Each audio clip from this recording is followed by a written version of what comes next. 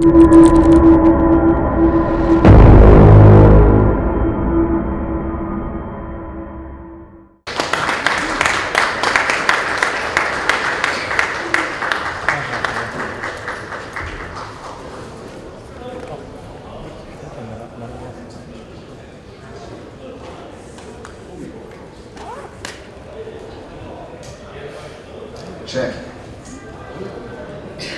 Konnichiwa everyone. Thanks for joining us for Era of Real World Assets, how blockchain is transforming.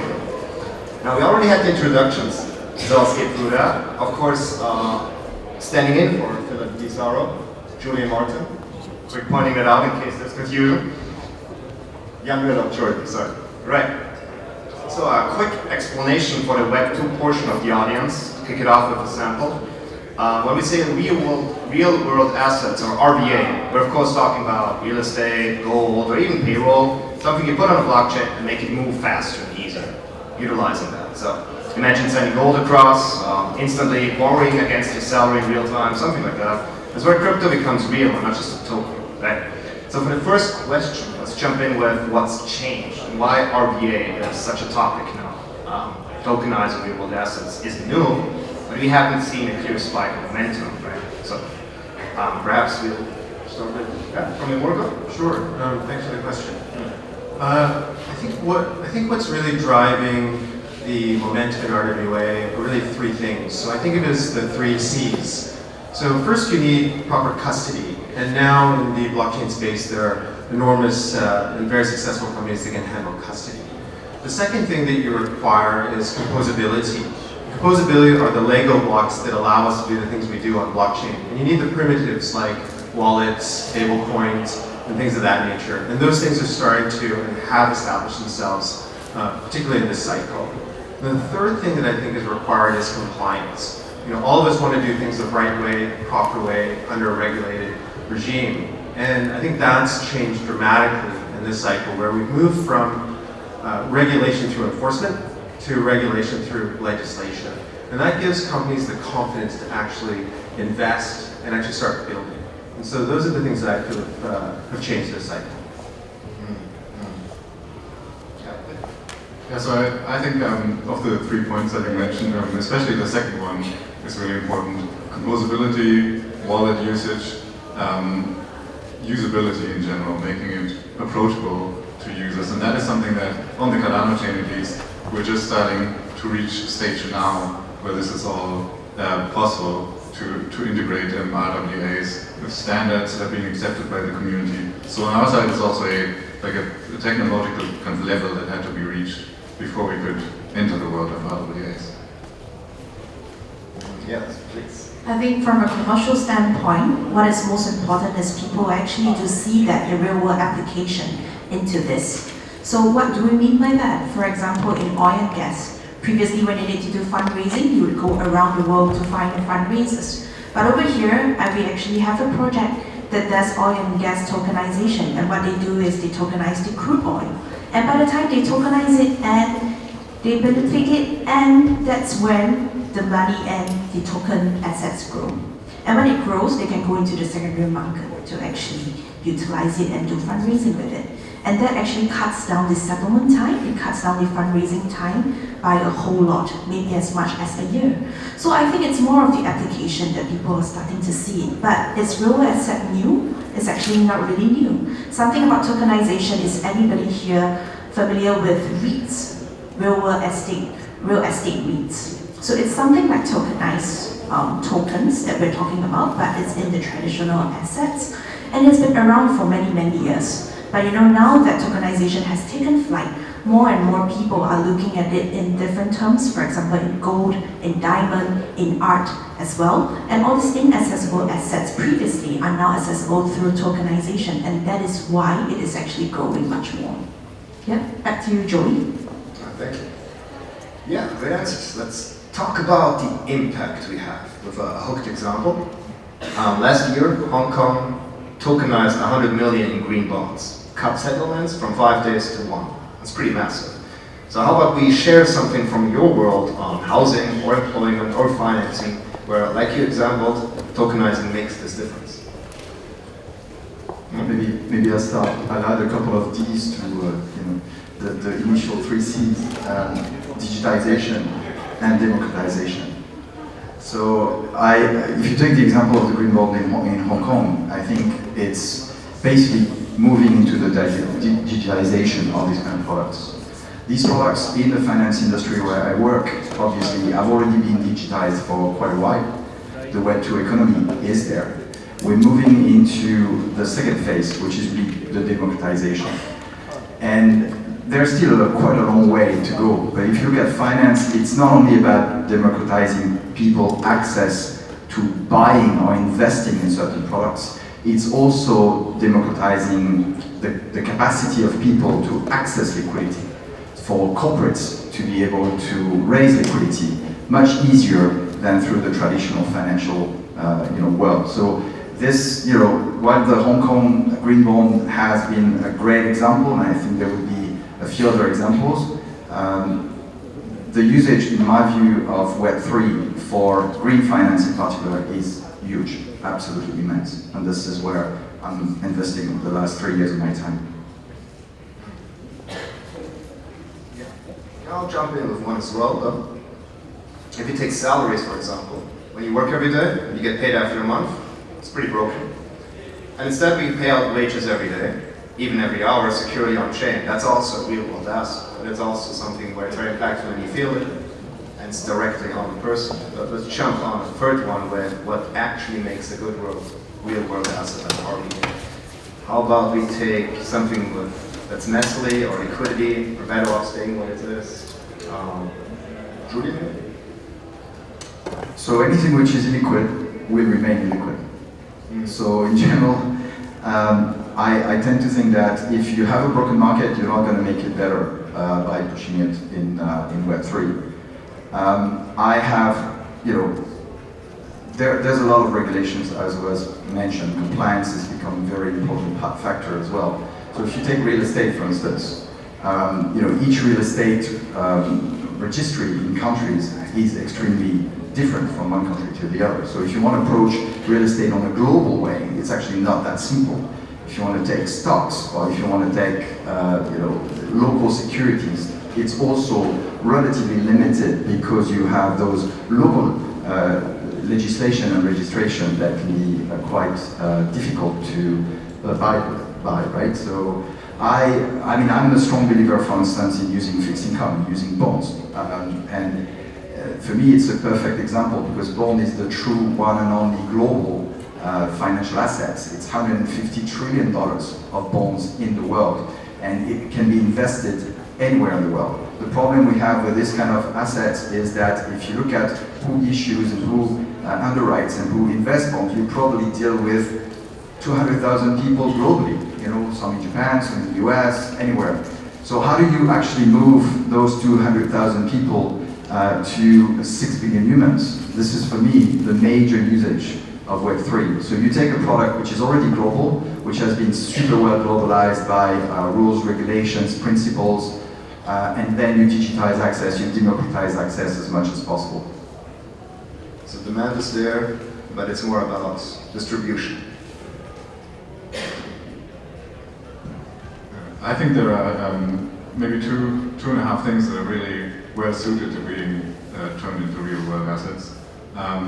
One is anything that is localized, and that's obviously real estate where it all started, but it could also be certain licenses, rights, and so on that are only available in certain local areas and can be made available internationally on a global scale through RWAs. The second part is, and this is inspired basically by the idea of securitization from finance, which has been around for a long time, just bringing cash flows, irregular cash flows from the future into the present almost, and making them more accessible. And that would include the loan, the salaries, the wages that you mentioned. That, in my opinion, is also a really good candidate for real world assets. And then the third item, which I think does not immediately translate to the blockchain, but it's any kind of derivative that builds on these foundational blocks. In my opinion, that's very well suited to be recreated as a digital asset with smart contracts, with the programmability on the chain. So instead of bringing this as a real world asset and connecting it to something that exists off-chain, it's actually much easier in many cases to create it from scratch on the chain, and with that comes all the UX improvements, tradability, observability, and all the benefits that you can get from digital assets. How I think about it might be a little bit different. I think what drives RWA and what's a good asset for it is, there's generally three things, right? So people are seeking yield right now. Whether you're TradFi, whether you're in Web3, everyone is looking for yield. Hopefully non-crypto correlated yield nowadays. The second thing people are seeking really is liquidity. People who have assets to sell, people who have assets to invest in. It's all about liquidity. The third thing is making it accessible, and that's hopefully what we're trying to solve for, making this more accessible. So when you look at the liquidity stack, at the very top of the liquidity stack, T-bills. It's actually a very successful use case already in Web3. Many firms are really crushing it, doing a fantastic job there. As you move into the middle of the stack, let's say you're talking equities, fixed income, it's a natural place because of the size. At the same time, incumbents are incredibly powerful, and they dominate that space right now. So we can only cooperate and collaborate with them. It's very hard to displace them. We would like to, but I think the reality is cooperation and collaboration is the way to go. The third part of the stack, when you go even further, are really your liquids, your private equities, your real estate, your private credits. I actually think that is a really interesting space to focus on. It's not quite as big as fixed income, certainly not as big as 150 trillion.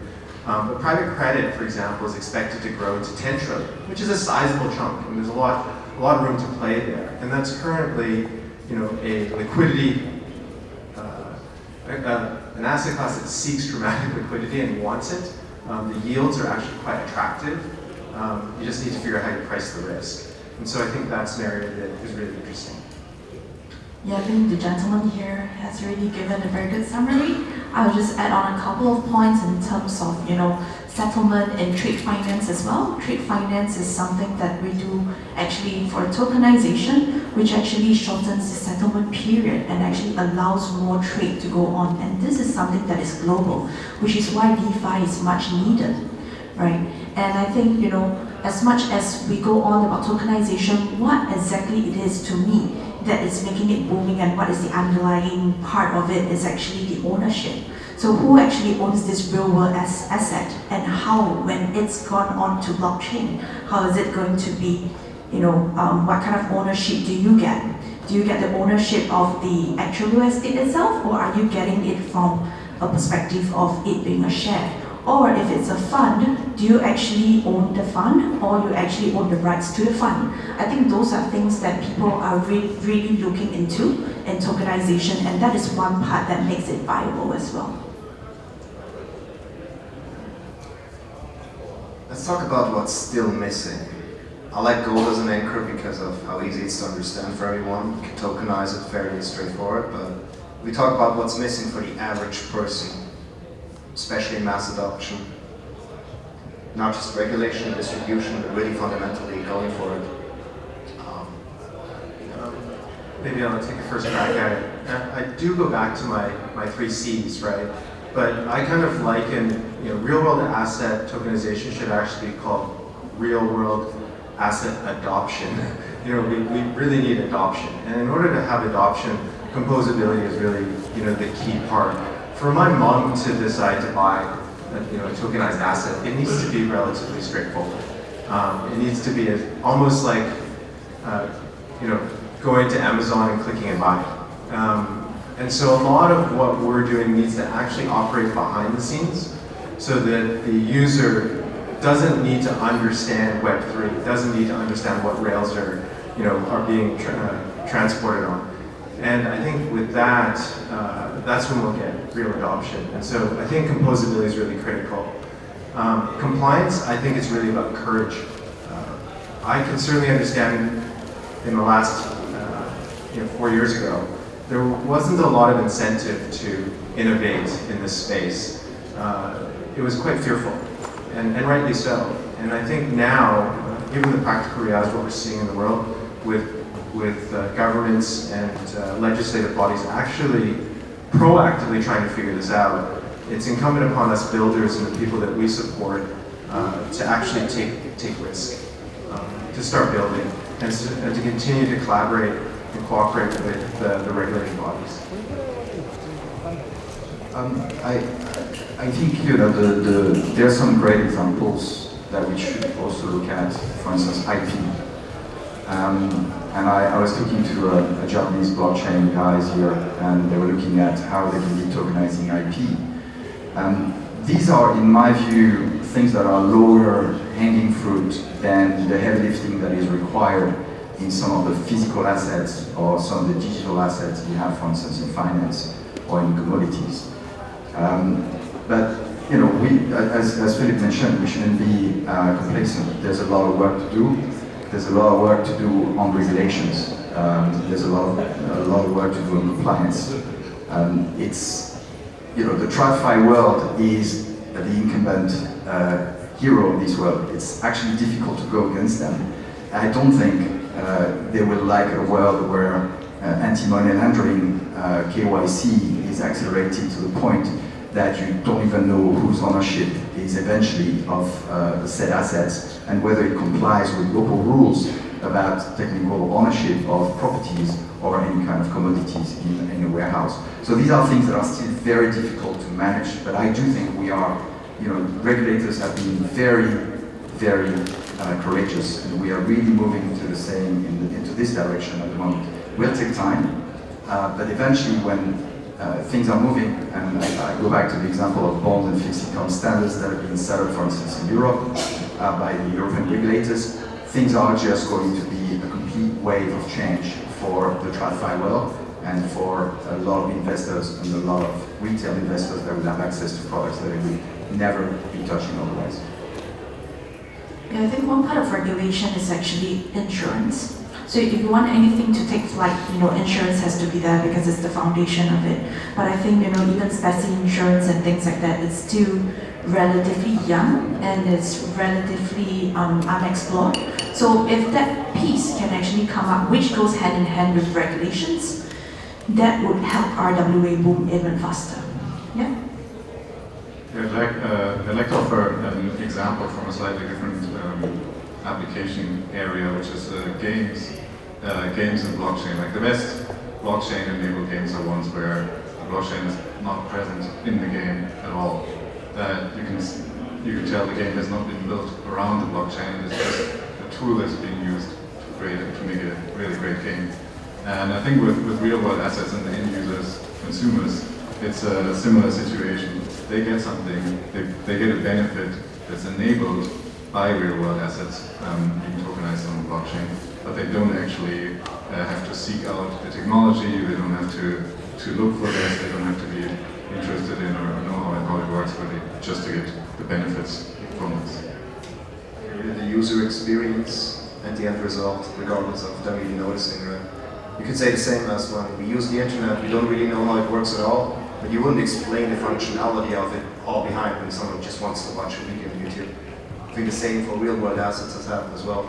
But if we talk about financial institutions and traditional finance people, we can make that a lightning round maybe. We get this a lot when it's like, how can they even touch crypto? When you back to that, when you talk about venture firms and holding companies and trust funds, they might touch crypto as far as Bitcoin goes, and maybe a tokenized asset like real estate, but it's roughly where they stop. So how do we bring those people to really extend their portfolios and be able to take this new risk and relatively anchor it, so to speak? Digital custody and trust in digital custody. This is for me the most important. If you have the ability to hold different types of assets plus payments through wallets and digital custody that are really trustworthy, cannot be attacked insider attacks. When we issue an asset-backed token for an environmental project in a place in Africa, and we get investors, from Europe or from Japan going into this kind of project, the first question they ask is, what is my company credit, right? Because they take an exposure on us if they were to buy the asset in custody with me, right? So then I have to deal with large banks that have very high rating that are risk-free, according to those investors, in order to move the custody to those banks. I don't have a choice right now. I think once digital custody becomes a lot more mainstream, I mean, and there's been massive progress around that, but also embraced by the TradFi world, and then that will change the real world asset environment entirely. Yeah, I think recently with all the market movements in the traditional finance and forex, I think everybody knows that it cannot be trusted as much as well, right? So it's actually a great time for financial institutions to really embrace what digital assets can do. It's actually not just an alternative asset, it could be something that could be up and coming, similar to what we usually do with our stocks and our bonds and things like that. And of course, we look forward to seeing that as well. If you look at the current situation with, say, the stock market, you can see that crypto, which we always thought initially years ago would behave fairly difficult, does still follow the market fairly closely. So there's this argument that it's not necessarily that good of a hedge, since it's very similar in movement. How would you argue against that?